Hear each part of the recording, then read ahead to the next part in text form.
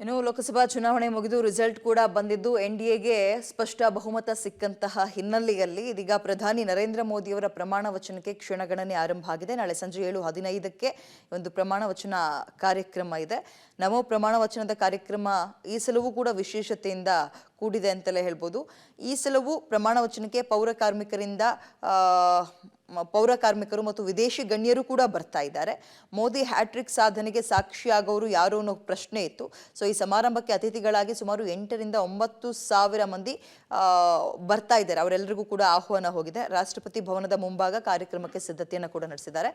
So ಹಾಗಾದ್ರೆ ಯಾರೆಲ್ಲ ವಿಶೇಷ ಅತಿಥಿಗಳು ಈ ಸಲ ಕಾರ್ಯಕ್ರಮಕ್ಕೆ? ಮೋದಿ 3.0 ಅಂದರೆ 3ನೇ ಸಲ ವಿಶೇಷವಾಗಿ ಪ್ರಮಾಣ ವಚನ ಕಾರ್ಯಕ್ರಮಕ್ಕೆ ಸಿದ್ಧತೆಗಳಾಗಿರೋದನ್ನ ಗಮನಿಸ್ತಾ ಇದ್ದೀವಿ. ನೋಡ್ತಾ ಹೋಗೋಣ. ಮೋದಿ ಪ್ರಮಾಣ ವಚನ ಕಾರ್ಯಕ್ರಮಕ್ಕೆ ಪೌರ ಕಾರ್ಮಿಕರು ಬರ್ತಾ ಇದ್ದಾರೆ. ಆಸ್ ಯೂಶುವಲ್ ಸೆಂಟ್ರಲ್ ವಿಸ್ಟಾ ಯೋಜನೆ ಹಾಗೆ ನೂತನ ಸಂಸತ್ ಕಟ್ಟಡ ನಿರ್ಮಾಣದ ಕಾರ್ಮಿಕರನ್ನ ಈ ಸಲ ಈ ಕಾರ್ಯಕ್ರಮದಲ್ಲಿ ಭಾಗವಹಿಸೋಕೆ ಹೇಳಿದ್ದು. ತೃತೀಯ ಲಿಂಗಿಗಳು ಕೇಂದ್ರ ಸರ್ಕಾರದ ಕಲ್ಯಾಣ ಯೋಜನೆಯ ಫಲಾನುಭವಿ ಉತ್ತರಾಖಂಡ್ ಗಣಿ ಕಾರ್ಮಿಕರನ್ನ ರಕ್ಷಿಸಿದ ಟೀಮ್ ಏನಿತ್ತು, ಆ ರೆಸ್ಕ್ಯೂ ಟೀಮ್, ಅದು ಕೂಡ ಭಾಗಿಯಾಗ್ತಾ ಇರೋದು ವಿಶೇಷ.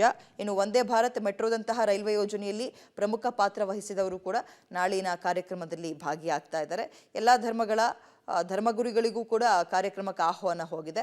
ಪದ್ಮಭೂಷಣ, ಪದ್ಮವಿಭೂಷಣ, ಪದ್ಮಶ್ರೀ ಪುರಸ್ಕೃತರಿಗೂ ಕೂಡ ಆಹ್ವಾನ ಹೋಗಿದ್ದು ಅವರು ಕೂಡ ಬರ್ತಾರೆ ಅನ್ನೋ ಮಾಹಿತಿ ಇದೆ. ವಿಕಸಿತ ಭಾರತ್ ಅಂಬಾಸಿಡರ್ಗಳು, ಆದಿವಾಸಿ ಮಹಿಳೆಯರಿಗೂ ಆಹ್ವಾನ ಹೋಗಿದೆ.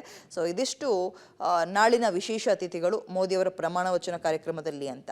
ಮಗದೊಂದು ಕಡೆ ಇದೀಗ ವಿವಿಐಪಿಗಳು ಅಂತ ಗಮನಿಸಿದಾಗ ವಿದೇಶಿ ಗಣ್ಯರು ಕೂಡ ಭಾಗವಹಿಸ್ತಾ ಇದ್ದಾರೆ. ಶ್ರೀಲಂಕಾ ಅಧ್ಯಕ್ಷ ರಾನಿಲ್ ವಿಕ್ರಮ್ ಸಿಂಘೆ, ಹಾಗೆ ಸೀಶೆಲ್ಸ್ ಅಧ್ಯಕ್ಷ ವಾವೆಲ್ ರಾಮಕಲಾವನ್, ಭೂತಾನ್ ಪ್ರಧಾನಿ ತೈರಿಂಗ್ ತೊಗ್ಬೆ, ಮಾರಿಷಸ್ ಪ್ರಧಾನಿ ಪ್ರವೀಂದ್ ಜುಗನ್ನಾಥ್, ಹಾಗೆ ಬಾಂಗ್ಲಾದೇಶದ ಪ್ರಧಾನಿ ಶೇಖ್ ಹಸೀನಾ, ನೇಪಾಳದ ಪ್ರಧಾನಿ ಪುಷ್ಪ ಕಮಲ್ ದಹಲ್, ಮಾಲ್ಡೀವ್ಸ್ನ ಅಧ್ಯಕ್ಷ ಮೊಹಮ್ಮದ್, ಇವರಿಗೂ ಕೂಡ ಆಹ್ವಾನ ಹೋಗಿದೆ. ಇವರು ನಾಳಿನ ಕಾರ್ಯಕ್ರಮದಲ್ಲಿ ಭಾಗಿಯಾಗ್ತಾ ಇದ್ದಾರೆ ಅನ್ನುವಂಥದ್ದು ಮಾಹಿತಿ.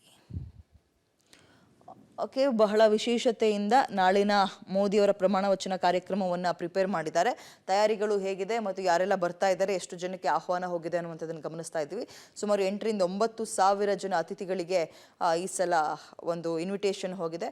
ಅದರಲ್ಲೂ ಪ್ರಮುಖವಾಗಿ ಪೌರ ಕಾರ್ಮಿಕರು ಅಂತ ಬಂದಾಗ ಯಾವತ್ತೂ ಕೂಡ ನಾವು ಅವ್ರನ್ನ ಸೈಡ್ಲೈನ್ ಮಾಡಿಲ್ಲ ಅನ್ನುವಂಥದ್ದು ಹಲವು ಒಂದು ವೇದಿಕೆಗಳಲ್ಲಿ ಮೋದಿ ತೋರಿಸಿದ್ರು. ಅದೇ ರೀತಿಯಾಗಿ ನಾಳಿನ ಕಾರ್ಯಕ್ರಮದಲ್ಲೂ ಕೂಡ ಅವ್ರನ್ನ ಬರುವ ರೀತಿಯಲ್ಲಿ ಆಹ್ವಾನ ಹೋಗಿದೆ ಅವರಿಗೆ. ಜೊತೆಗೆ ವಿದೇಶಿ ಗಣ್ಯರು ಕೂಡ ಬರ್ತಾ ಇದ್ದಾರೆ. ಈ ರೀತಿಯಾಗಿ ನಾಳಿನ ಎನ್‌ಡಿಎ ಸರ್ಕಾರ, ಅದರಲ್ಲೂ ಪ್ರಧಾನಮಂತ್ರಿಗಳಾಗಿ ಮತ್ತೆ ಮೋದಿ 3ನೇ ಬಾರಿಗೆ ಪ್ರಮಾಣ ವಚನಕ್ಕೆ ತಯಾರಿಗಳನ್ನು ಮಾಡಿಕೊಂಡಿದ್ದಾರೆ.